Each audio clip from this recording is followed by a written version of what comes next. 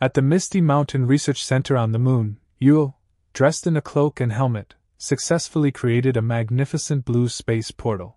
This made the human scientists extremely excited, as it was the first time humanity could manipulate space and create a portal. Everyone's faces showed immense joy. Despite having created a miracle in human history, Yule did not appear surprised and simply said, "Although I've mastered the principles, I still can't control its size." This experiment was directed by the Divine Tree, who sent a wood dragon to observe it. The Divine Tree said, "This experiment is beginning to show results." Upon seeing the appearance of the Divine Tree, Yule immediately kneeled to show respect. To be able to create such a portal required the assistance of the Divine Tree. With a serious expression, the Divine Tree asked him, "How long will it take for the portal to become stable?" If fast, it would only take 2 years. The Divine Tree expressed dissatisfaction with his answer. 2 years? That long? The Emperor will arrive in just 1 year. I can only give you at most half a year. This portal must have significant importance to the Divine Tree in the upcoming battle against the Emperor, hence the urgency for it to be completed as soon as possible. Completing the portal in the shortest time still requires 2 years, yet the Divine Tree has only given half a year, which is an enormous challenge.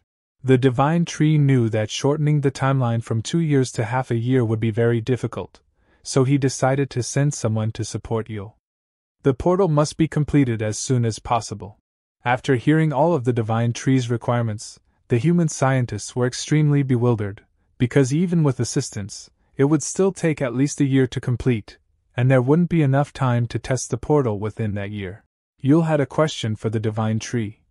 "Your Grace, I don't understand. You already possess 9 great spaces and the ability to break through the void, so why is it necessary to develop this space portal?" The Divine Tree immediately clarified his doubt. "This is different. Once the portal is opened, you can instantly send your troops to the desired location.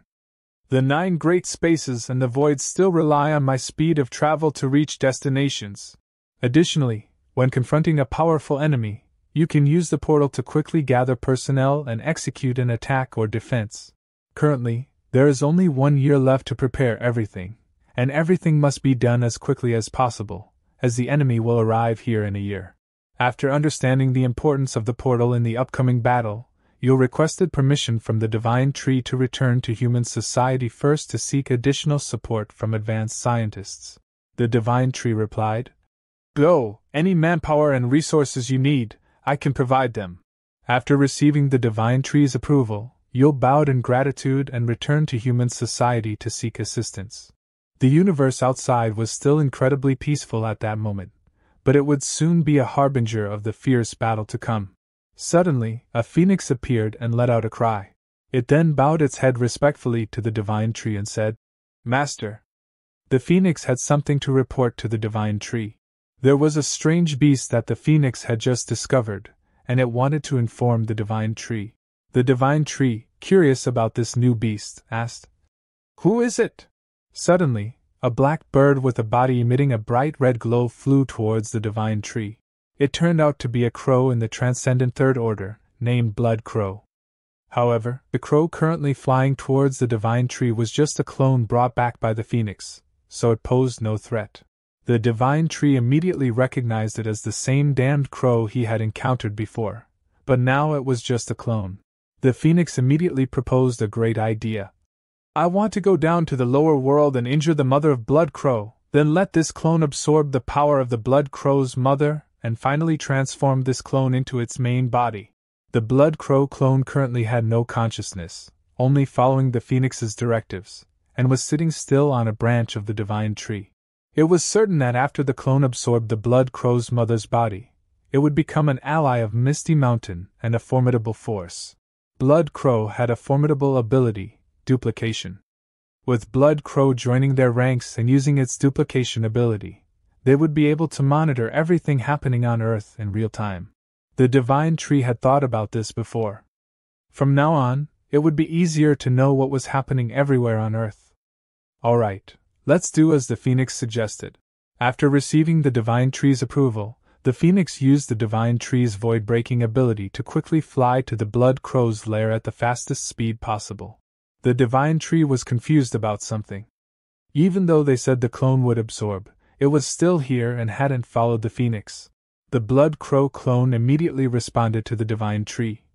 Once the Blood Crow's mother's body is severely wounded, its power will immediately be transmitted to the strongest clone. For now, I just need to wait quietly. The scene shifted to a place on Earth where farmers were busily harvesting their crops, unaware of the impending catastrophe. Suddenly, in the clear blue sky, a vast number of pitch-black crows appeared, flying towards the farmers. The crows quickly flew over the farmers' heads, but as they had not yet noticed, they were still eagerly harvesting their crops. Then, one of them finally noticed and shouted, "Look up at the sky!" The man was horrified by the scene in front of him, his mouth agape, screaming. The crows had covered the entire sky above them. An unimaginable number, far more than could be conceived. The entire blue sky was covered, leaving no trace of light. The farmers still hadn't grasped the imminent danger and had not started to flee. The crows, with their black bodies and eyes glowing red with murderous intent, opened their mouths, creating horrifying cries. In a blink of an eye, everything in front of them was reduced to mere white bones. No living creature or even plant could survive around them. After feeding, the crows stood still, waiting for the latest command from their mother. With blood-red eyes and a fierce red beak, their feathers were still stained with the blood of the creatures they had slaughtered. In a massive building, the headquarters of an alliance consisting of 10 countries. Everyone inside the building was in a state of panic, shouting, "Blood Crow has attacked another town, and all the local residents have been killed. Where is the team that was sent to attack and eliminate them earlier? They've all been killed," a woman in the alliance continued, shouting. "That Blood Crow has reached the transcendent Fourth Order, and it is now incredibly close to the level of the top 10 fiercest beasts in the world."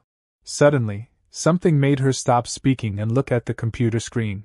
A large red dot suddenly appeared on their satellite, and a new, immensely powerful force was trying to approach Blood Crow. A commander shouted to give orders to everyone. "Turn on the display image!" What appeared on their display screen was the Phoenix of Misty Mountain, moving to locate the mother of Blood Crow. The commander was stunned upon discovering something. It was the divine beast of Misty Mountain, the Fire Phoenix.